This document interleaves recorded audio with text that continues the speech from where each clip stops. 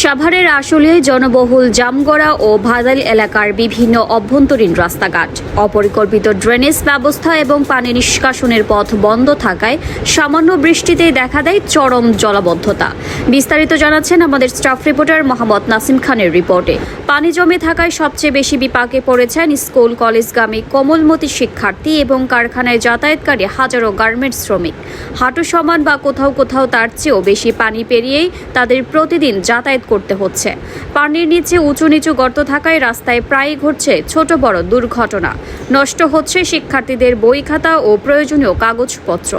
একজন শিক্ষার্থীর বক্তব্যে বলেন, একটু বৃষ্টি হলেই রাস্তায় অনেক পানি জমে, যার কারণে আমাদের স্কুলে যাতায়াত করতে অনেক কষ্ট হয়। খাতা বই মাঝে মাঝে ভিজে যায়, আমরা অনেক সময় ড্রেনে পড়ে যাই। দ্রুত রাস্তাটি সংস্কার ও জলাবদ্ধতা নিরসনের দাবি জানায়। স্থানীয় বাসিন্দাদের অভিযোগ, দীর্ঘদিন ধরে এই সমস্যা চললেও কার্যকর কোনো স্থায়ী সমাধান মিলছে না। সামান্য বৃষ্টিতেই জনজীবন এক প্রকার স্থবির হয়ে পড়েছে। প্রতিদিনের এই দুর্ভোগ থেকে মুক্তি পেতে দ্রুত কার্যকর ড্রেনেজ ব্যবস্থার উন্নয়ন ও রাস্তাঘাট সংস্কারের দাবি জানিয়েছেন এলাকাবাসী। ঘন্টা বৃষ্টি হলে অনেক পানি জমে, যার কারণে আমাদের স্কুলে যাতায়াত করতে অনেক কষ্ট হয়। স্কুলের বই খাতা মাঝে মধ্যে ভিজে যায়, আমরা এখানে পড়ে যাচ্ছি। এর জন্য রাস্তা মেরামত করা উচিত। বৃষ্টির পানি পায়, ঘাও হয়, যাতায়াত করতে কষ্ট হয়, স্কুলে বই খাতা ভিজে যায়।